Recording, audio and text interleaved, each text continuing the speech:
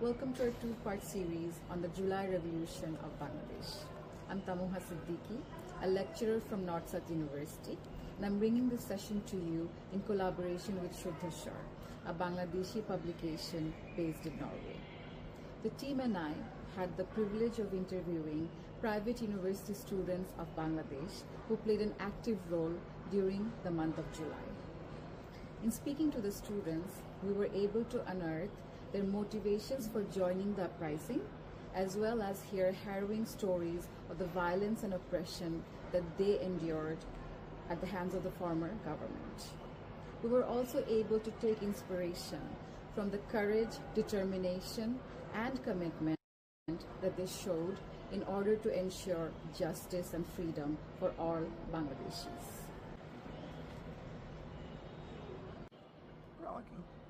In this first part of the series, we'll highlight the sense of hurt and betrayal that the students felt at the words and actions of the previous government. We also highlight the psychological and physical warfare that the government waged against these unarmed students. We hope that you'll find this session not only informative, but also inspirational.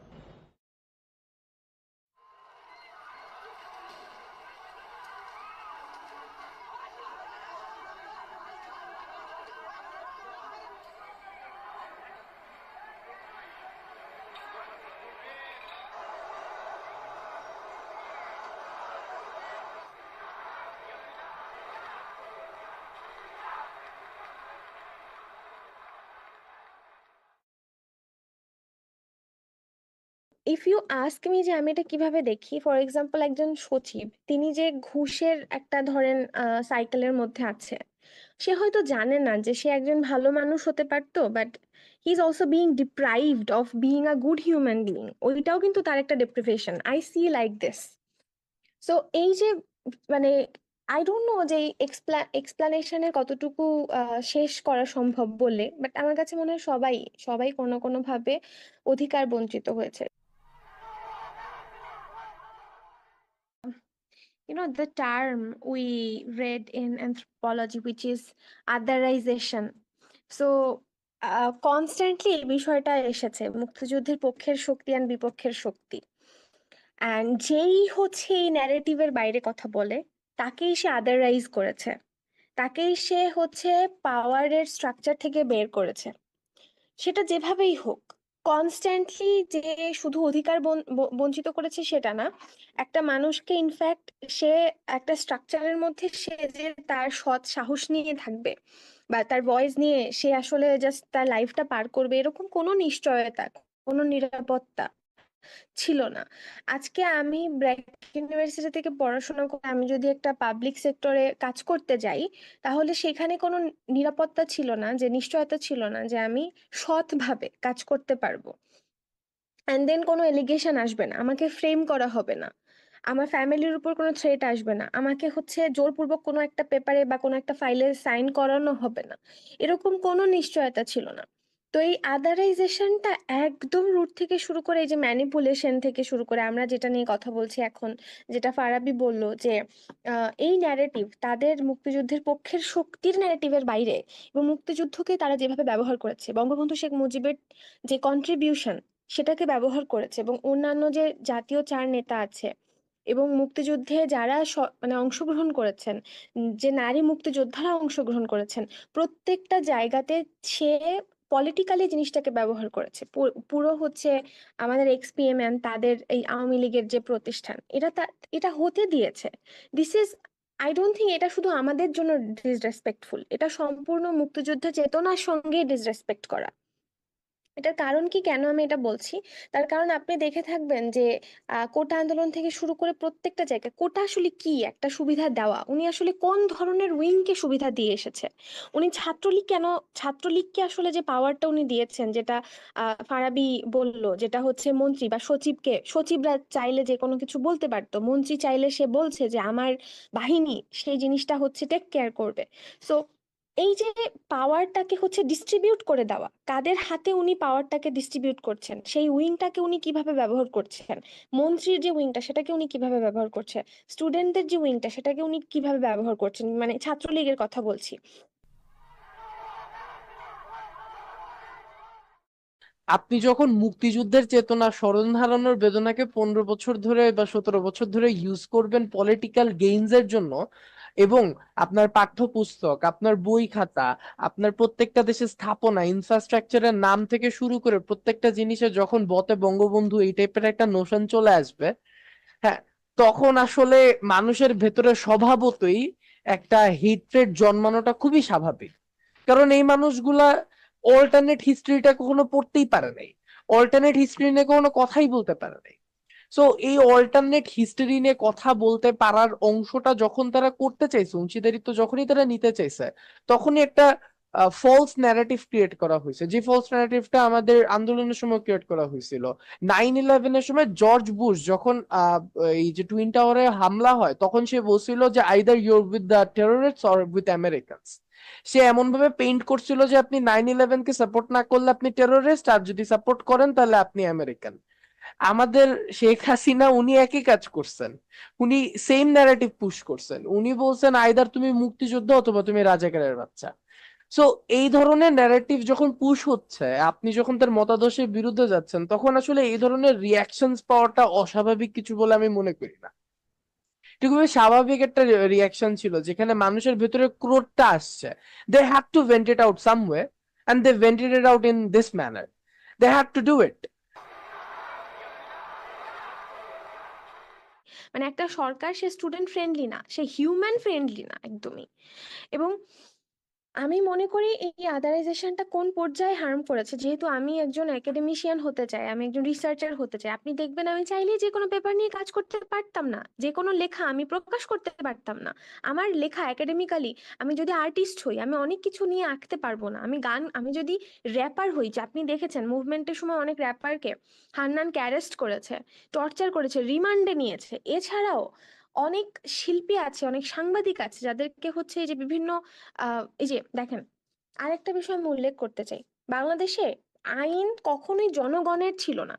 এইটা সরকার, এই যে previous সরকার আসার সাথে সাথে সে আইনকে নিজের মতো করে ব্যবহার করেছে। মানে এমন আইন তৈরি করেছে যেটা দিয়ে সে নিজে শুধু বেনিফিটেড হচ্ছে এবং তার উইং রাইট। এর লোকজন বেনিফিটেড হচ্ছে। এবং কোথাও না কোথাও যে লুপ গুলো ক্রিয়েট করেছে, ইনক্লুডিং 57 ধারা, যেটা 57 যে ধারাটা আছে, ওইটাতে সে সবাইকে ইউজ করেছে বিভিন্নভাবে। তার যখনই মনে হয়েছে যে কেউ তার এগেনস্টে কথা বলছে, তাকে সে ওখান থেকে অ্যারেস্ট করিয়ে সে নিয়ে গেছে এবং তাকে টর্চার করেছে, লেজিটিমাইজ করেছে, আইনকে সে নিজের মতো ব্যবহার করেছে।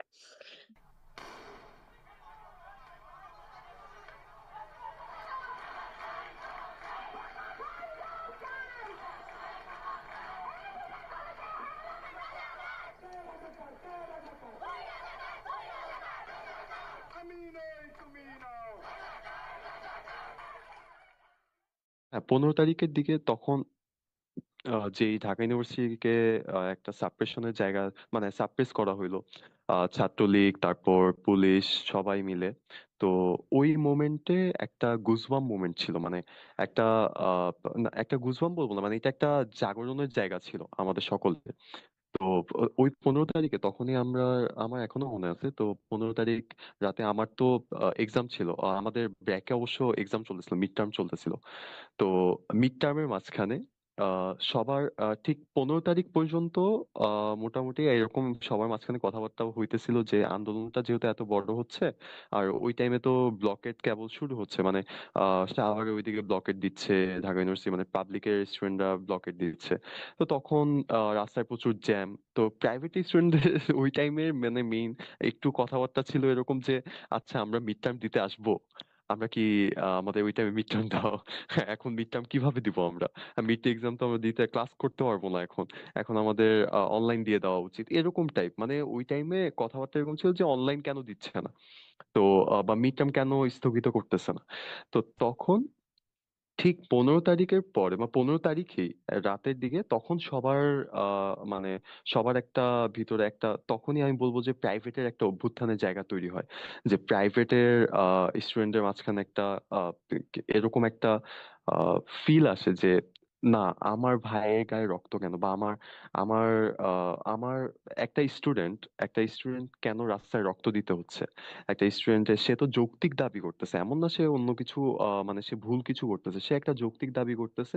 তার ওইখান থেকে তার যে কি বলে, তার ওই যৌক্তিক দাবিতে তার উপর লাঠি চার্জ করা বা তাকে মারা বা তাকে গুলি করা, এগুলা তো কখনো কাম্য না। এগুলা কেন করা হবে? তো এই জায়গা থেকে একটা রাগ অভিমান জন্ম নেয় সবার মাঝখানে, একটা অভ্যুত্থানের জায়গা হয়, যে সবার মাঝখানে একটা জাগরণের সৃষ্টি হয়। তো তখন সবাই তখন প্রাইভেট রেস্টুরেন্ট, তখন ওই রাতেই, তখন আমরা কয়েকজন মিলে আমরা ডিসকাস করি যে কালকেই আমরা ব্র্যাকের সামনে আমরা আন্দোলন নামবো, মানে 16 তারিখ থেকে আমাদের আন্দোলন শুরু হবে। আমরা কয়েকজন মিলে তখন এরকম ডিসকাশন করি।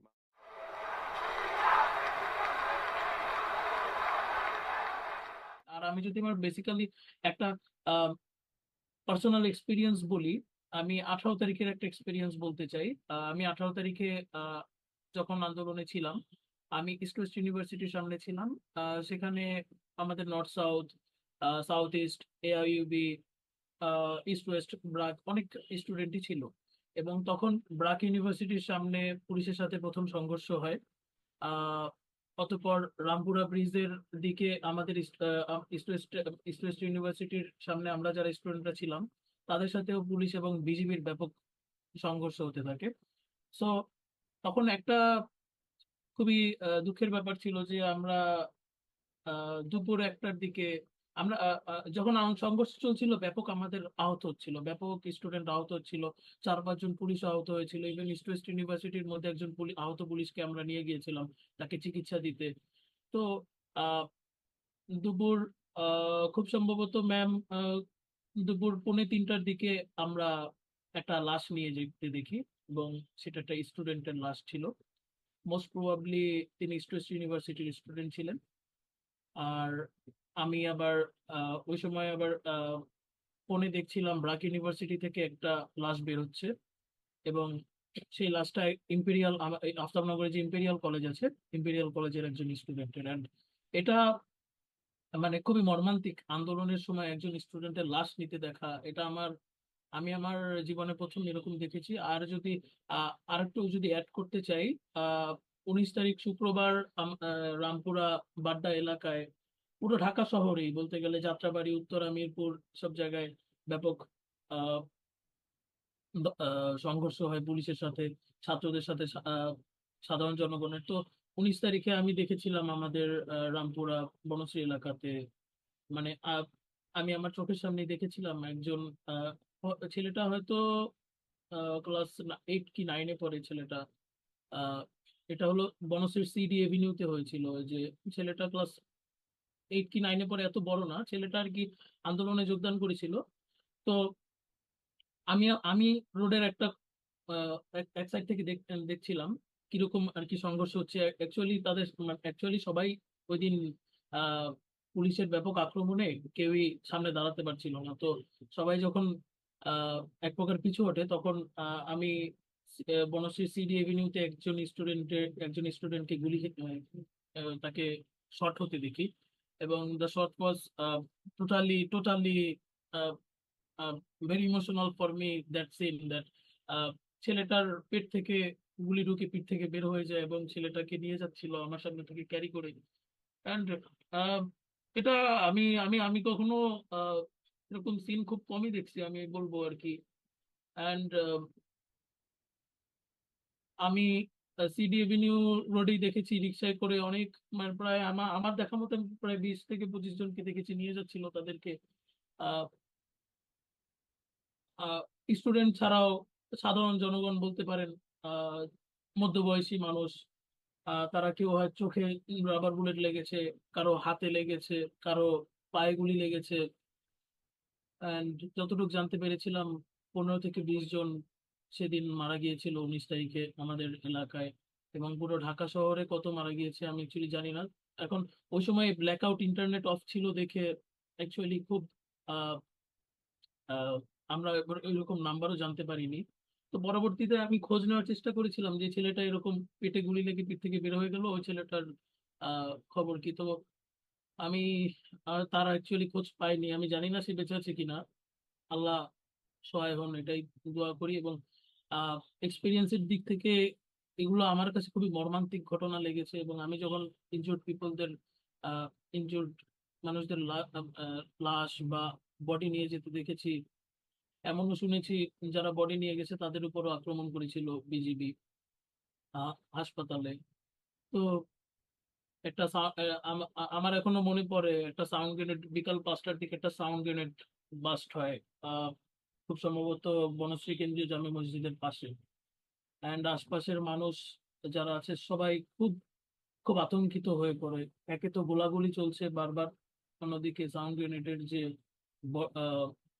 আওয়াজ, বাচ্চারা বিশেষ করে, তো খুবই প্যানিক সৃষ্টি করেছিল। এবং আমাদের জেনারেশন যারা আমরা ইয়ং স্টুডেন্ট, আমরা আমাদের আন্দোলন অধিকারের জন্য নেমেছি, তাদের উপর এভাবে নির্বিচারে গুলি চালানো সম্পূর্ণরূপে স্বৈরাচারের আচরণ ছাড়া অন্য কিছু না। থ্যাংক ইউ ম্যাম, এটা আমার এক্সপিরিয়েন্স, আমি শেয়ার করবো।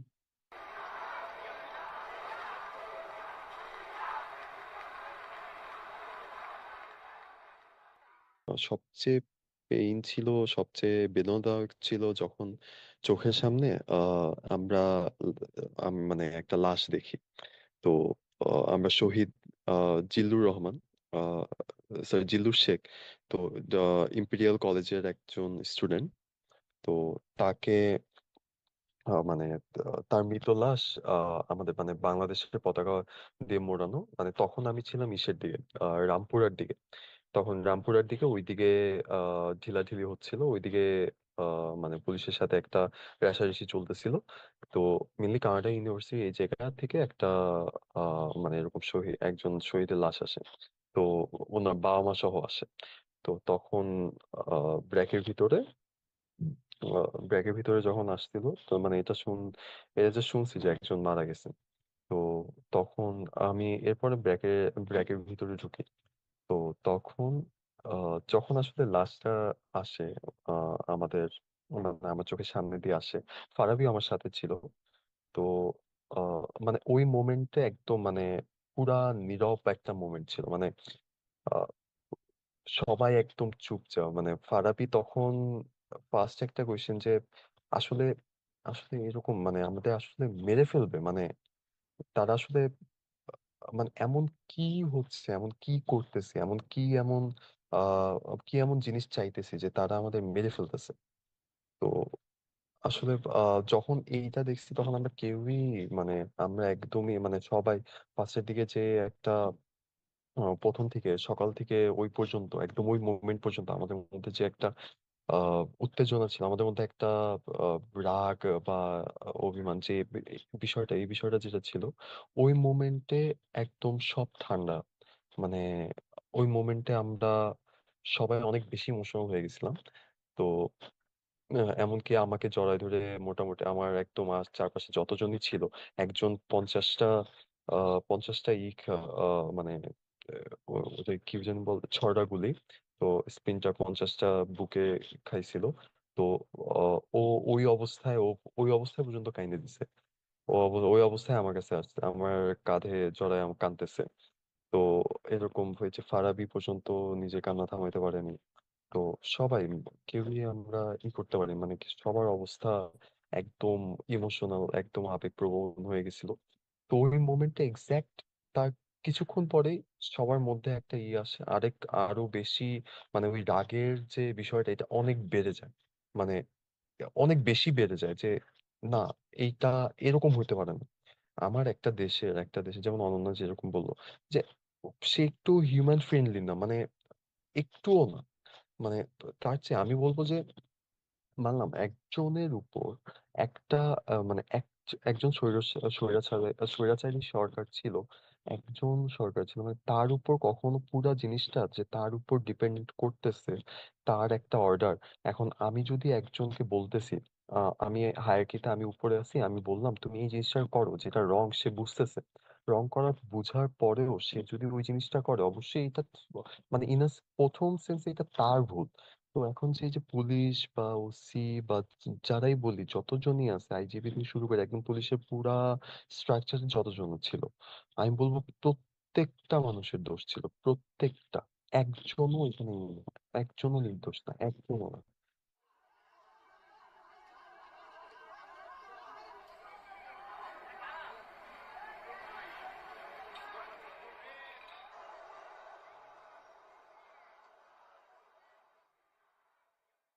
তো আমি তখন আমার পাশে একজন ছিল, ওর আমি বললাম যে মানে in my entire life I haven't seen an operation যেখানে র্যাব নামছে and কোনো ক্যাজুয়ালিটি হয় নাই, কারণ র্যাব নর্মালি নামেই ক্যাজুয়ালিটি করার জন্য। সো আই থিঙ্ক কিছু সামথিং ব্যাড ইজ কামিং। তো এটা বলতেছিলাম, বলতে বলতে উইদিন 10 মিনিটস যে আমরা দেখলাম যে হচ্ছে যে লিফ থেকে ওই যে পতাকায় মুড়ানো একটা ছেলে আসছে।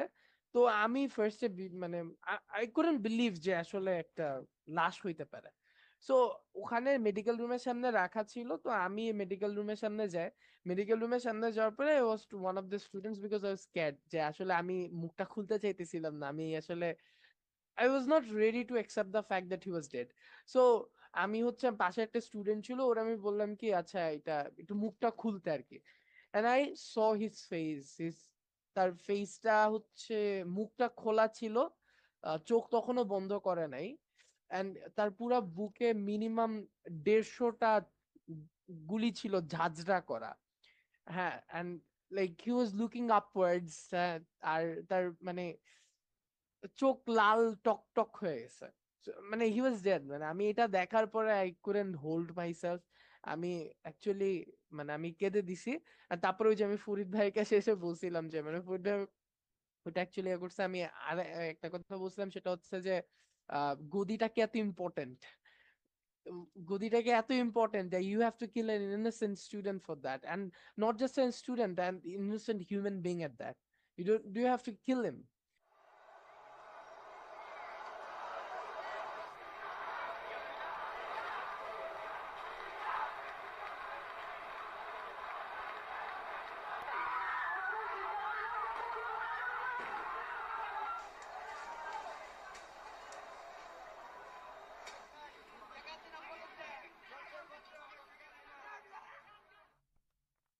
তখন যখন 18 তারিখে মুভমেন্টটা হয় তখন অলরেডি আমরা জানতাম যে আমাদের উপরে অ্যাটাক হবে। উই হিয়ার অ্যাবাউট দ্যাট, যে যেহেতু ঢাকা ইউনিভার্সিটি থেকে হল থেকে বের করে দিচ্ছে তখন তো আমাদের উপরে একটা অ্যাটাক আসবে, এটা স্বাভাবিক ছিল। 18 তারিখে ইনসিডেন্ট আমার এখনো সবচেয়ে আমার লাইফে সবচেয়ে ভয়ানক ইনসিডেন্ট, হয়তো বা এখানে আমি নাও থাকতে পারতাম। I hope that now it is, I am sorry. No need to be sorry, thank you Jihad. খুব সুন্দর করে বললে, মানে একটা জিনিস মানে যেটা আমি শুনতে পাচ্ছি যে প্রথমত যে বিবেকের কথাটা আসতেছে, এই থিমটা বের হয়ে আসতেছে যে ম্যাম প্রাইভেট ইউনিভার্সিটি। হ্যাঁ, এর মাঝে আরেকটা প্ল্যান হয় যেটা হয়তো বা 90% স্টুডেন্টই জানে না যে প্ল্যানটা কি হয়। আমরা যারা সমন্বয় প্যানেলে ছিলাম তারাই শুধু জানতাম এই প্ল্যানটা কি হবে। আমি আজকে এটা রিভিল করি যে বাংলাদেশকে 3টা সেক্টরে ভাগ করা হয়, ঢাকা সিটিকে 3টা সেক্টরে ভাগ করা হয়। এটা অনেকেই জানে না আমাদের মাঝে। Main sector, sector 1 and sector 2। We have 3 sectors. এখানে একটা মজার প্ল্যান হয়, এখানে অনেকেই জয়েন করে, আমরা যাদের নাম জানি না, কারণ আমরা সবাই আমাদের ছদ্মনাম ইউজ করতাম ওই সময় কারো রিয়েল নাম কেউ জানতাম না। মানে সাজিদ ভাই ওনাদের সাথে প্রতিনিয়ত কন্ট্যাক্ট হইতেছিল, বাট ওনারা 6 জন বাদে কারো নাম কেউ জানতো না, কারো পরিচয় কেউ জানতো না, কে কোথায় থাকে এটা পর্যন্ত জানতো না। এই ফ্রেন্ডদের মধ্যে থাকলেও এটা আলাদা ব্যাপার ছিল, বাট এটা কেউ জানতো না। যখন আমাদের রাতের বেলা প্ল্যান হয় যে আমরা 3টা সেক্টরে ভাগ হবো, main sector, sector 1 and sector 2। Main sector তো ডিউ, দেন সেক্টর 1 ছিল হলো কি আমাদের Jamuna. Jamuna was the sector 1, IUB, North South, NSU, and others university in the Jamuna area, Boshundara area was to sector 1, and sector 2 was Rampura and Banda. তখন যখন আমাদের কাছে একটা ম্যাম সরি আমি বাংলা ইংলিশ দুইটা মিক্স করে বলতেছি। যখন আমাদের কাছে ইনফর্ম আসে যে ব্র্যাকে অ্যাটাক হয়েছে, তখন আমি নিজে বাধা দিই, আমি মিথ্যা কথা বলবো না, আমি নিজে বাধা দিই যাতে নর্থ সাউথ স্টুডেন্ট সামনে না আগায়। কারণ ম্যাম এখানে স্টুডেন্ট হতাহত হতে পারতো। কিন্তু যখন আমরা শুনি যে ওদের উপরে অতর্কিত গুলি হইতেছিল, তখন I was be like let's go, যা হওয়ার হবে। সো ওইখানে যে অনেক ভয়ানক অবস্থা আমরা দেখি যে হাজার হাজার স্টুডেন্ট রাস্তায় পড়ে আছে। আমাদের ফার্স্টের বাধা ক্রিয়েট করা হয় রামপুরার ইউটার্নটার সামনে। ওইখানে ফার্স্টে গুলি ওইখানে টিয়ার সেল আর সাউন্ড গ্রেনেড মারা হয় অনবরত। প্রায় more than 100 tear shell and sound grenade ওরা ইউজ করে আমাদের আটকানোর জন্য। বাট আমরা স্টপ হই না, আমরা আরো সামনে দিয়ে আগায় যাই। যখন পুলিশের গুলি শেষ হয় তখন মানে সাউন্ড গ্রেনেড টিয়ার সেল, তখন ওরা উল্টা দিয়ে দৌড় দিতে থাকে। উল্টা দিয়ে দৌড় দিতে থাকবে, আমাদের তো উৎসুক জনতা সবাই দৌড় দেয়। সো ওরা দৌড় দিয়ে তখন কি করছে, একটা জায়গার মধ্যে পুলিশকে আটক করে ফেলছে। ওইটা ক্যানাডিয়ান ইউনিভার্সিটি, ইট ওয়াজ ক্যানাডিয়ান ইউনিভার্সিটি। সো ওইখানে আমার লাইফে সবচেয়ে ভয়ানক দুর্ঘটনা যেটা ওইটা ঘটে। আহ, আমরা দুজন তো স্টুডেন্ট ক্যানাডিয়ান ইউনিভার্সিটির একবারে ভিতরে ঢুকে অনবরত গুলি চলতেছিল। আমি আর একটা স্টুডেন্ট, একজন ভাইয়া, উনি আমার সিনিয়র হবে অবভিয়াসলি, উনি সামনে ছিল। আমরা এই দুজন সামনে দাঁড়ানো ছিলাম। তখন পিছন থেকে একটা সাউন্ড আসে যে পুলিশের গুলি শেষ। আমরা এটা শোনার পর আমরা দুইজন আরো পিছনে প্রায় 10 থেকে 15 জন লাঠি ছিল হাতে, লাঠি নিয়ে দৌড় দিয়ে যাতে ওদের এক্সাইট করে দিতে পারি, যাতে ওরা আর বাইরে না বেরোতে পারে। আমাদের প্ল্যান ছিল এইটাই, ওদের গায়ে কোনো হার্ম করার প্ল্যান ছিল না। আমাদের প্ল্যান ছিল যে ওদের এক্সাইট করে দিলে যাতে আমাদের কোনো ভাইদের গায়ে আর আঘাত না লাগে। when I was running, আমি জাস্ট একটা সাউন্ড শুনলাম যে গুলির একটা সাউন্ড চললো। দেখলাম ওই স্ট্রেসের ভাইয়াটা সাথে সাথে নিচে পড়ে গেছে। ওইটা ছিটাগুলি ছিল, ছিটাগুলি ওনার চোখে ঢোকার কারণে তারপর দুই চোখের ভিতরে ঢুকে যায় and others nerves was damage. উনি ওইখানেই মারা যায়, উনি ইনস্ট্যান্টলি ওইখানে পড়ে মারা যায়। সেকেন্ড গুলিটা আমার উপরে তাক করে মারা হয়, কিন্তু ওইখানে একটা নর্থ ভাইয়া উপস্থিত ছিল নাকি বলতে পারি না, আইডি কার্ডটা আমি ভালো মতো খেয়াল করিনি। উনি আমাকে টান দেয়, যার ফলে আমার শরীরে 27টার মধ্যে স্কিনটা ঢুকে যায়, যেগুলো পরবর্তীতে বের করা হয় আমার চোখে কপাল, আল্লাহ হয়তো বা আমাকে বাঁচায় রাখার প্ল্যান করছিল, যার কারণে আমার দুই চোখের নিচে লাগছে, বাট চোখ টোটালি ইনজোর্ড হয় নাই। এন্ড মাথার মধ্যে প্রায় 7টার মতো স্পিনটা লাগে, বুকের মধ্যে 20টার কাছাকাছি স্পিনটা লাগে। ওই অবস্থায় আমি ওইখানে পড়ে যাই। After 30 minutes, a rescue team come and rescued me in a hospital. তারা ওইখানে বলে যে মাথার থেকে কোনো স্পিনটা বের করা সম্ভব না। মাথা থেকে বের করতে গেলে মাথায় কাট করতে হবে, ওনাদের কাছে কোনো অ্যানেস্থেসিয়া নাই। সো ওই মোমেন্টে আমাকে ওইখান থেকে নিয়ে যাওয়া হয় ব্র্যাক ইউনিভার্সিটির ভিতরে। যখন আমাকে নিয়ে যাওয়া হয়, ওইখানে একটা প্রফেসর ছিল, প্রফেসরের নাম জানি না, but he was really a good guy. He told me you have to stand strong because তোমার অ্যানেস্থেসিয়া ছাড়া কাট দিতে হবে, কারণ যদি এইগুলা স্পিনটার গুলো মাথায় থাকে এগুলো টোটাল ব্রেনে হ্যামার করবে। সো আমাকে ওই অ্যানেস্থেসিয়া ছাড়াই মাথার মধ্যে 6টা কাট দেওয়া হয়। কাট দিয়ে ওই বুলেট গুলো বের করা হয়। যখন 18 তারিখে আমি বাসায় ফেরত আসবো, তখন আমি হয়তো ভাবি নাই যে আমি আর কখনো বাসায় ফেরত আসবো। ওই সময় আমার সাথে নাফসিনের দেখা হয়। ও ওকে আমি রাস্তায়, ও সবসময় আমার সাথেই ছিল, বাট ওই যে দৌড়াদৌড়ির ভিতরে আমি ওকে হারাই ফেলছিলাম। তো ওর সাথে হঠাৎ করে ওকেও দেখি যে ও হয়ে গেছে সেন্সলেস অবস্থায় ব্র্যাকের মধ্যে, মানে করা, কারণ ওর টিয়ার সেলে প্রচুর পরিমাণে এফেক্ট করছে। ও টিয়ার সেল পুরোপুরি সামনে ছিল, টিয়ার সেল মারার সময়, তো যার কারণে নাক দিয়ে টিয়ার সেল ঢোকার কারণে he was she was really in danger. So doctor বলতেছিল বারবার যাতে ও না ওঠে, বাট ও বারবার মুভ করতেছিল। ও শি ওয়াজ অ্যানক্সিয়াস অ্যাবাউট এভরিওয়ান। ও আমাকে নিয়ে দৌড়াদৌড়ির ভিতরে ছিল। তো ওই সময় যেগুলো হয় যে 18 তারিখে অনেকেরই মনোবল ভেঙে পড়ে যে কি হইলো, কি হবে।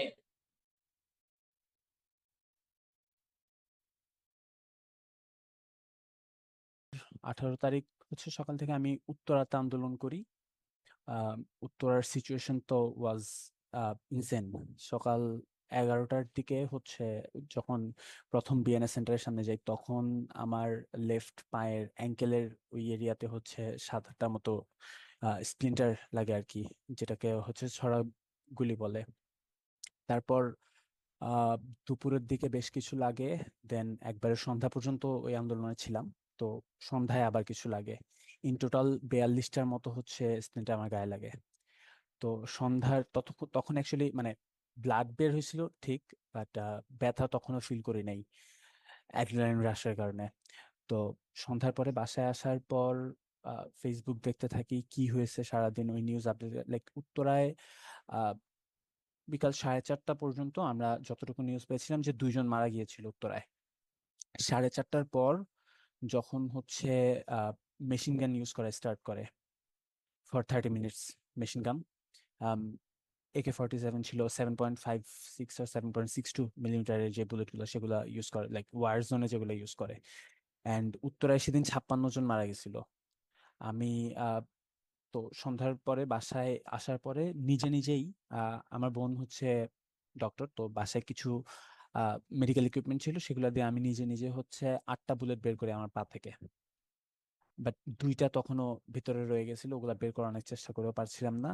তো পরে হসপিটালে যাই, ফার্স্টে বাংলাদেশ মেডিকেলে যাই, সেখানে গিয়ে আমি 11টা ডেড বডি দেখছি, লাইক উইথ মাই, লাইক খালি চোখে আর কি। 11টা ডেড বডি দেখছি। ওইখানে চিকিৎসা করার সিচুয়েশন ছিল না, কজ মানে সবার অবস্থা আরো বাজে ছিল। আমি নিজে হেঁটে গেছি, বাট ওইখানে যে অবস্থা ছিল এখানে ট্রিটমেন্ট করার সুযোগ ছিল না। পরে উত্তরা 13 নম্বর সেক্টর, আমার বাসা থেকে একটু কাছে আর কি, একটা হসপিটালে যাই। সেখানে চেষ্টা করে বুলেট গুলো বের করার, অ্যানেস্থেসিয়া দিয়েও ট্রাই করে, বাট বের করতে পারে না আর কি। বলছে যে একটু কাটা লাগবে, তো এখন না, মাসখানেক পরে করার কথা বলছিল। তো আমাকে 2টা ইনজেকশন দেয় আর অ্যান্টিবায়োটিক্স দেয়। বাসায় চলে আসি, দেন 19 তারিখ হচ্ছে ধানমন্ডি যাই। মূলত প্রথমে হচ্ছে উত্তরা থেকে রিক্সায় করে ফার্স্টে আগারগা চক্ষু হসপিটালে যাই। সেখানে আমার পাশের বাসার একজনের আর কি 2টা চোখেই, এক চোখে 5টা, এক চোখে 3টা স্প্লিন্টারের মতো লাগে। তো ওকে ফার্স্টে দেখতে যাই আগারগা চক্ষু ইনস্টিটিউটে। তো সেখান থেকে হচ্ছে ওই হসপিটালে চিকিৎসা ঠিক মতো হচ্ছিল না দেখে ধানমন্ডিতে একটা হসপিটালে শিফট করার জন্য আর কি সেখানে যাই। দেন ধানমন্ডিতে গিয়ে দেখেছি ওখানে হেলিকপ্টার থেকে অ্যাটাক করা হচ্ছে। ওই পুরা দিনের মানে সিচুয়েশনটা খুব ভয়ঙ্কর ছিল আর কি। ওই 19 তারিখ শুক্রবার, জুমার পর থেকে অ্যাকচুয়ালি। তো বিকালের দিকে ধানমন্ডি থেকে একটা রিক্সা নিয়ে হচ্ছে উত্তরা আসি। তো রুটটা ছিল হচ্ছে উত্তরা মোহাম্মদপুর হয়ে মিরপুর দিয়ে আসছে। প্রত্যেকটা স্পটেই ছোট ছোট ছোট ছোট অনেকগুলা গ্রুপ আন্দোলনকারী, আবার হচ্ছে আওয়ামী লীগের লোকজনও ছিল, পুলিশও ছিল। বাট বেশ কেওটিক একটা সিচুয়েশন ছিল আর কি। এরপর 20 তারিখ থেকে 27 তারিখ তো মানে কারফিউ ছিল, বাট রেগুলারই আমরা যেটা দেখতাম যে উত্তরা থেকে 300-400 জনের মতো রেগুলারই নামতো। তো বিষয় ছিল হচ্ছে অনেক অনেক গ্রুপ ছিল আর কি আন্দোলনের, মানে অনেক অনেক গ্রুপ থেকে আর কি আন্দোলন করা হইতো। তো স্পেসিফিকলি মানে বলা যায় না যে কারা এখানে বা কার কতটুকু স্টেক, যাই হোক। তো 28 তারিখ হচ্ছে আমার বাসায় তখন উত্তরাতে হচ্ছে ধরপাকড় চলতেছিল। প্রত্যেক বিল্ডিং এ, যে বিল্ডিং এ হচ্ছে পুলিশের মানে ইউনিভার্সিটি লেভেল স্টুডেন্টস আছে, বাসায় গিয়ে গিয়ে হচ্ছে চেক করে অ্যারেস্ট করতেছিল। তো আমি হচ্ছে প্রথমে কয়েকদিন ডিসাইড করি যে ওকে বাসায় তাইলে থাকাটা সেফ হবে না। বাট 28 তারিখ আমি বাসাতেই ছিলাম। দেন বাসা থেকে হচ্ছে পুলিশ এসে আমাকে তুলে নিয়ে যায়, আহ উত্তরা পশ্চিম থানায় তুলে নিয়ে যায়। তো সেখানে বেশ কিছু জিজ্ঞাসাবাদ করে, দেন আমার ফোন ফোন চেক করে, প্রিভিয়াস ফেসবুক স্ট্যাটাস এগুলো চেক করতে থাকে। তো 28 তারিখ অ্যারেস্ট করছে। 26 তারিখ 25 তারিখ রাতে হচ্ছে কিছু কিছু জায়গায় স্লোলি ইন্টারনেট দেওয়া স্টার্ট করে। আর তো 26 তারিখ থেকেই হচ্ছে আবার আমি নেট পেয়ে যাই, তো লেখালেখি স্টার্ট করি। তো 26 তারিখে আমি একটা সিরিজ লেখা স্টার্ট করছিলাম আর কি, যে স্বাধীনতা পরে, লাইক আমরা we are going to be free. So স্বাধীনতা তো হবেই, বাট এখন আমাদের এখন থেকে চিন্তা করা উচিত যে স্বাধীনতা পরবর্তী বাংলাদেশ কেমন হবে। তো আমি একটা সিরিজ লেখা স্টার্ট করছিলাম। প্ল্যান ছিল যে ছোট ছোট 5টা লেখা দিয়ে তারপর একটা মেইন ডিটেইলে একটা লেখা দিব। তো 3টা দিতে পারছি, ততক্ষণে অ্যারেস্ট হয়ে গেছে আর কি। তো 28 তারিখে অ্যারেস্ট হওয়ার পরে তো তারা ওগুলাও দেখছে, দেন আন্দোলনের সাথে ইনভলভমেন্ট। আর ওই যে বলছিলাম যে 17 তারিখ রাতে একটা স্ট্যাটাস দিন অর্থাৎ ফ্যাকাল্টি গ্রুপে, সামহাও ওই পোস্টটা একটু বেশ ভালো রিচ পায়। তো ওরা ভাবছিল যে হয়তো আমি কি নর্সাতে কোনো লিড দিচ্ছি কিনা, এভাবে করে কানেকশন তৈরি করার ট্রাই করে। দেন যে ছেলেটাকে হচ্ছে হসপিটাল দেখার সময় চোখের সমস্যা, ওর জন্য হচ্ছে দেশের বাহির থেকে আমার আমার স্কুল লাইফের ফ্রেন্ডরা হচ্ছে আহ, তাদের জায়গা থেকে টাকা পাঠানোর চেষ্টা করে আর কি। তো এরপর তারাও ফোন দিত প্রায় সময়। তো ওরা ওভাবেও কানেকশন তৈরি করার চেষ্টা করছিল যে সামহাও পুশআপের সাথে কানেক্টেড কিনা। প্রাইভেট ইউনিভার্সিটির একটা ফেসবুকে একটা পেজ আছে আর একটা গ্রুপ, তো পুশআপের সাথে কানেক্টেড কিনা। তো এরকম জায়গা থেকে থানায় জিজ্ঞাসাবাদ চলতে থাকে। ততক্ষণে দেখি যে আমার আব্বুকেও নিয়ে আসছে। আব্বু মূলত গেছিল, থানায় গেছিল আমাকে দেখতে, বাট আব্বুকেও অ্যারেস্ট করে আর কি থানা থেকেই। তো উম, সেই জিনিসটা ওই মোমেন্টে ভয় কাজ করতেছিল না, উল্টা রাগ কাজ করতেছিল। তো তো I was quite angry at that moment. So আমি, ওরা যা জিজ্ঞেস করতেছিল আমি আমার মতো অ্যান্সার দিতেছিলাম। তো বলতেছিল যে আর কে কে আছে, ফ্রেন্ডরা কই, কোথায় থাকে, এগুলা জিজ্ঞেস করতেছিল। তো তখন আহ আমি জাস্ট বলছিলাম যে আমি জানি না কে কোথায় থাকে, অ্যান্সার গুলো জানি না। তো বলতো যে দেখো, আহ আমরা কিন্তু খবর বের করতে জানি। হ্যাঁ, তুমি যদি ইজিলি না বলো, আমরা জানি যে কিভাবে কি করলে তুমি আহ, খবর দিবা। I just said that you can try, go on. দেন ওরা আমার গায়ে হাত তুলে না। তো তারপর ওরা বলছে যে দেখো, তোমাকে কিন্তু আমরা লম্বা ফাঁসাইতে পারি। আমি বলছি I don't care at all. তো সেদিন রাত 12টার দিকে ওরা আমাকে থানা থেকে নিচে নিয়ে যায় চোখ বেঁধে। তো নিচে নেওয়ার পরে দুইটা পুলিশের গাড়ি was waiting for me. So একটা গাড়িতে আমাকে উঠায়, আর পিছনে একটা গাড়ি ছিল। অ্যান্ড দেন একটা পিস্তল লোড করে, লোড করার পর আস্ক করে যে do have anything to say. আমি বলছি যে না, আমার যা বলার আমি বলছি। এট দ্যাট মোমেন্ট আই থট যে আমাকে হয়তো ক্রস ফায়ারে দিবে। সো যাই হোক, ওইখান থেকে ডিবি অফিসে নিয়ে যায়। সেখানে 3 দিন গুম রাখা হয়। তো ওই জিজ্ঞাসাবাদই করতে থাকে 3 দিন ধরে, 6-7 ঘন্টাও জিজ্ঞাসাবাদ করছে টানা, এরকমও আছে। এরপর আহ 1 তারিখে, আগস্টে 1 তারিখে কোর্টে তুলে, কোর্টে তোলার পর একদিন রিমান্ড হয়। 2 তারিখে কেরানীগঞ্জ সেন্ট্রাল জেলে আর কি নিয়ে যায় আমাকে। তারপর তো 6 তারিখ রাত 1:30টার দিকে হচ্ছে জেল থেকে বের হই আর কি। এই হলো স্টোরি।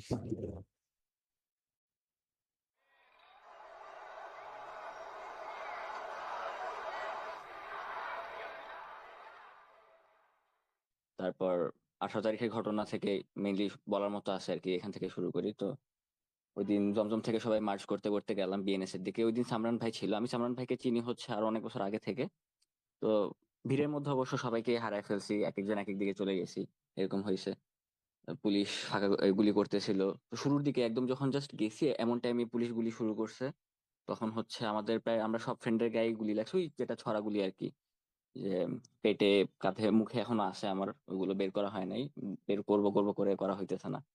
তারপর যে একজনের কথা সামরান ভাই বললো যে চোখে গুলি লাগছিল, সামরান ভাই আগারগাঁওতে দেখতে গেছিল। ও আমার ফ্রেন্ড রাহাত, ওর বাম চোখ নষ্ট হয়ে গেছে। ও যখন গুলি লাগছে ও আমার সামনে, বাট এমন একটা অবস্থা আমি ওকে চিনতে পারতেছি না যে এটাই রাহাত। ওর পুরা মুখ থেকে রক্ত পড়তেছে, চোখ মুখ একদম লাল হয়ে আছে। আমি ওরা প্রথমে চিনি নাই, মানুষজন ওরে কোলে করে আনতেছে।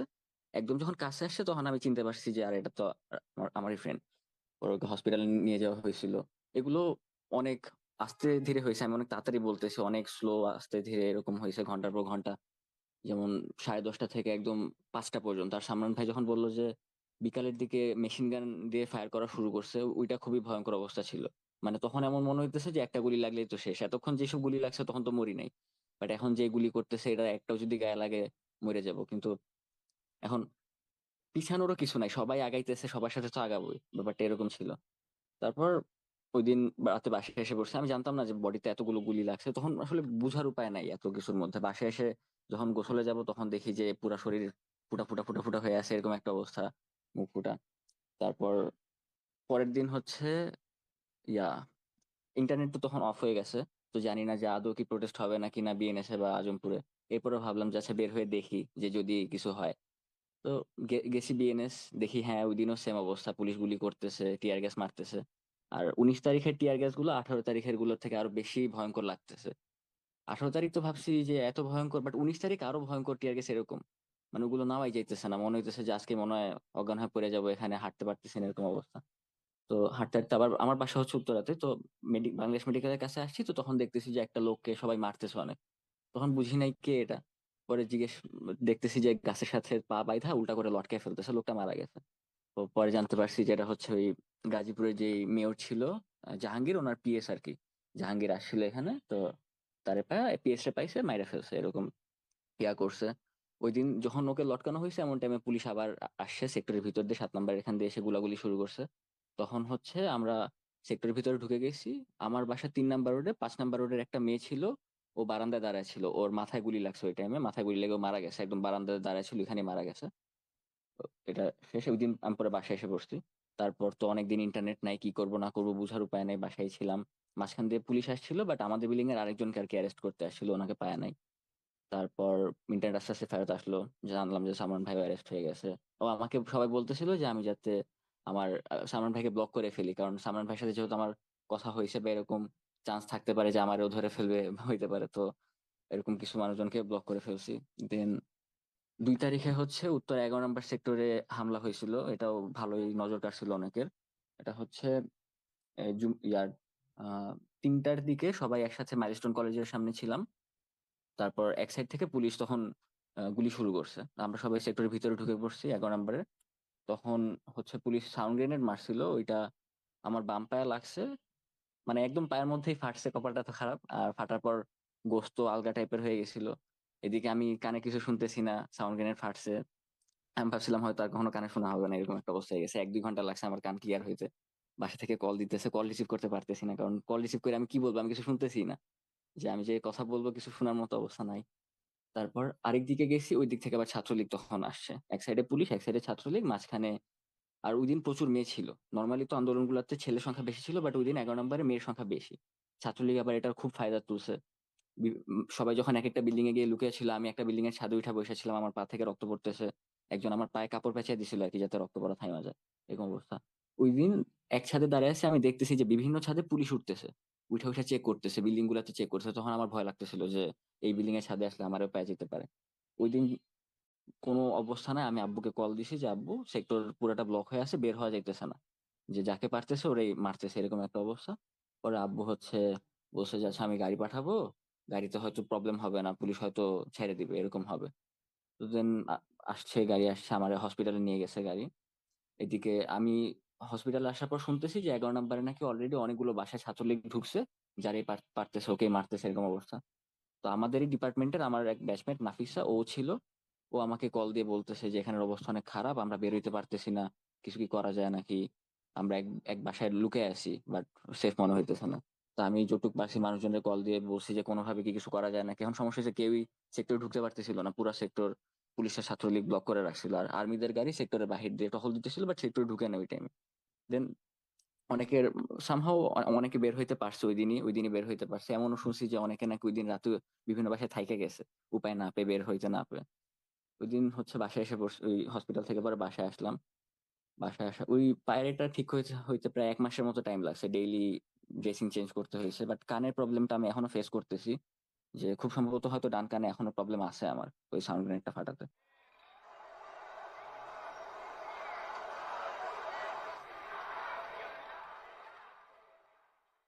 4 তারিখে আন্দোলনের সময় হচ্ছে যে নাটোরের এসপি ছিলেন, উনি ডিরেক্ট পুলিশ ফোর্সে, এইটার একটা ভিডিও ক্লিপ হচ্ছে ভাইরাল হয়েছিল ন্যাশনাল মিডিয়াতেও, মানে তো উনি এসপিটা এসে পুলিশ ফোর্সকে ডিরেক্ট অর্ডার দিছে, মানে কোনো ছাত্র দেখা মাত্রই ডিরেক্ট গুলি করে দিবে, আর কিছুই না। তো 5 তারিখে সকালবেলায় 8টা অথবা 9টার দিকে আমি একটু তাড়াতাড়ি বের হয়েছিলাম নফল নামাজ পড়েই। আর ওইখানে একটা ফেসবুকে পোস্ট দিয়ে যাই, লাস্ট সবার কাছ থেকে ক্ষমা চাই, যে আহ, আম্মুর কাছে ক্ষমা চাই, আর নিজের ফ্যামিলি সবার কাছে ক্ষমা চাই, আব্বুর কাছে ক্ষমা চাই, ইভেনচুয়ালি ফেসবুকে সবার কাছে ক্ষমা চাইছিলাম। এবং লাস্টে একটা শর্ট একটা নোট দিয়ে দিয়েছিলাম, ইদার ডেথ অর হচ্ছে উইন।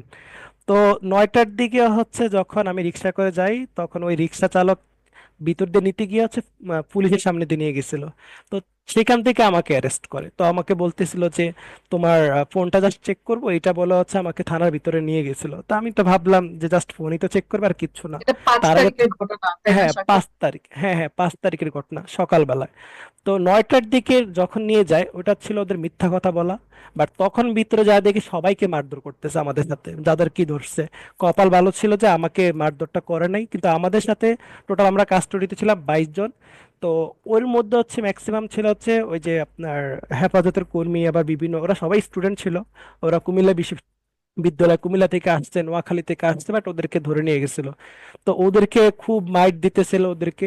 আবার পিছন থেকে হচ্ছে আবার রিমান্ডে যাদেরকে নিয়েছিল আগের দিন তাদেরকেও খুব বাজে ভাবে, যদি এটা রিমান্ড না বাট তাদেরকে রাত্রেবেলায় মারছিল যাদেরকে আগের দিন ধরছিল। মানে এগুলা খুব খারাপ লাগতেছিল। আবার কথায় কথায় জামাত শিবির ট্যাগ দেওয়া, কিছু না হইতেই এইসব ট্যাগ গুলা দেওয়া দেওয়া। তো আমার কাছ থেকে আমার ফোন জব্দ করে নিয়ে যায় আমার। তারপরে হচ্ছে আমার সবকিছু তারা রেখে দেয়, দেন হচ্ছে আমাকে কাস্টডির ভিতরে রেখে দিছিল। তো সবচাইতে বেশি অকওয়ার্ড সিচুয়েশন ছিল ওইখানের যে ওরা ছোট্ট একটা রুম, এত ছোট রুম, এটার মধ্যে কেমনে যে 22 জন রাখছে আমি জানি না। এটা একজনের জন্য ছিল বরাদ্দ, সর্বোচ্চ একজন এখানে থাকতে পারে, হয়তো ম্যাক্স 2 জন। তো খোলা ওয়াশরুমে ওইখানে সবকিছু। তো পরবর্তীতে ওইখানে হচ্ছে আমাদেরকে তো হচ্ছে 10টার দিকে আমি একটা বাটন ফোন পাই, সেখানে হচ্ছে আহ, ভিতরে কেউ একজন নিয়ে গেছিল। সেখান থেকে আমি আমার ফ্যামিলিকে একটা এসএমএস করি যাতে হচ্ছে আমার ফ্রেন্ড সার্কেল সবাইকে জানিয়ে দেয় এবং ভার্সিটিতে জানিয়ে দেওয়া হয়। তো ভার্সিটি গ্রুপগুলোতে পোস্ট করা হয়েছিল আমাকে নিয়ে, দেন হচ্ছে বিভিন্ন গ্রুপগুলোতে বলা হয়েছে যে ওকে ছাড়ানোর জন্য। বাট ওই সময় কেউ আসে নাই, কারণ তখন হয়তো বা সবাই আন্দোলন নিয়ে বিজি ছিল। তো ভার্সিটি অথরিটিকেও জানানো হয়, এসবি ম্যাম ছিল তখন প্রক্টর, তাকেও জানানো হয়েছিল। তো পরবর্তীতে কেউ খুঁজে নেয় নাই। তো আমার ফ্রেন্ডরই আশেপাশে ছিল যে ভাবছিল আমাকে বাঁচানোর জন্য। কিন্তু ভয়াবহতাটা শুরু হচ্ছে 11টা থেকে, যখন তারা এলোপাথারি গুলি করা শুরু করে। তো একটা ভিডিও খুবই ভাইরাল হয়েছিল, যেটা হচ্ছে 5 মিনিট 38 সেকেন্ডের ভিডিও। সেখানে আপনারা দেখছিলেন যে ভিডিওতে ওরা কি পরিমাণ ব্রাস্ট ফায়ার করছিল যাত্রাবাড়ি থানার সামনে আর কি, ওই যে পিলারের সামনে থেকে। যারা পিলারের সামনে লুকাইছে কাউকে কিন্তু বাঁচিয়ে রাখে নাই। তো এই পার্টটা চলতেছিল হচ্ছে 3টা অবধি, কিন্তু তারা 12টার পর আবার থানার ভিতর সবাই চলে আসে।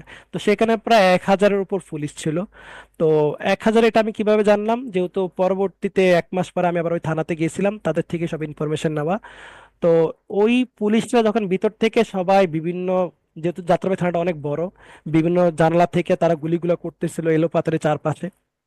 তো আমরা তো থানার ভিতরে থেকে সবকিছু দেখা, অস্ত্রাগারের ভিতরে তারা অস্ত্রাগার থেকে চাইনিজ রাইফেল গুলা, যদি AK-47 ছিল না সেখানে, বাট সবগুলা চাইনিজ রাইফেল ছিল। আর বুলেট গুলা ছিল 7 পয়েন্ট কত এরকম সামথিং, অনেক বড় বড় বুলেট ছিল। কিছুক্ষণ পর পর হচ্ছে তারা রাইফেল গুলাতে এগুলা লোড করতেছিল। কিন্তু এট দ্য মোমেন্টে ব্যাপারটা হচ্ছে এই জিনিসটা হচ্ছে কিন্তু 4 থেকে 5 ঘন্টা নাগাদ চলছিল। তো যখন আমরা ভিতরে এই ফায়ারিং শুনতে শুনতে, আমার লাইফে এখানে তো বলা হয়েছে কয়েক হাজার, সেখানে কয়েক লাখ রাউন্ড গুলি করা হয়েছে। মানে টানা 5 ঘন্টা হচ্ছে এই 1000 পুলিশের এই গুলি শব্দ। তারপরে হচ্ছে 1:30-2টার দিকে তো আমরা ভিতরেই নামাজ পড়ি। তো 3টার দিকে যখন সামনে আমরা যাই না, আমরা তো থানার ভিতরেই, তখন শেখ হাসিনা নাকি তখন পালাইছে, এটা নিয়ে সবাই ভয় পেয়ে গেছে। তো তখন কনভয় কার আইসা সেখানে পুলিশগুলাকে সবাইকে নিয়ে গেছিল কয়েকটা ধাপে। বাট এর মধ্যে এই 3 ঘন্টার মধ্যে এরা কয়েকটা বার আমাদের দিকে বন্দুক তাক করছিল। কারণ এইটা তো আপনারা অনেকেই জানেন, রায়ের বাজারের ঘটনা, অমুকের ঘটনা, কাউকে খুঁজে পাওয়া যাচ্ছে না। তো আমাদেরকে বলছিল যে গুম করে ফেলবে, আমাদেরকে মেরে ফেলবে, এরকম অনেক ভয় দেখাইছিল সেখানে। সিচুয়েশন খুবই অ্যাবনর্মাল হয়েছিল, কিন্তু খারাপটা বেশি লাগতেছে একটা ছেলেকে এত পরিমাণ টর্চার করছিল। মানে ওকে আর বাঁচিয়ে রাখার মতো সিচুয়েশন ছিল না ওকে। মানে ও মাটিতে ওখানে শুয়েই ছিল, ওকে আমরা উঠাইতেই পারি নাই, এত বাজেভাবে ওরা মারছিল। তো এইভাবে হচ্ছে কিছুক্ষণ পর পর আছে তালিকা করতেছিল সবার নাম, সবাইকে কিভাবে কি করবে, কাকে কি মামলা দেবে, সবাইকে এভাবে ভয় দেখাইতেছিল বিভিন্ন মামলায় সবাইকে জর্জরিত করবে।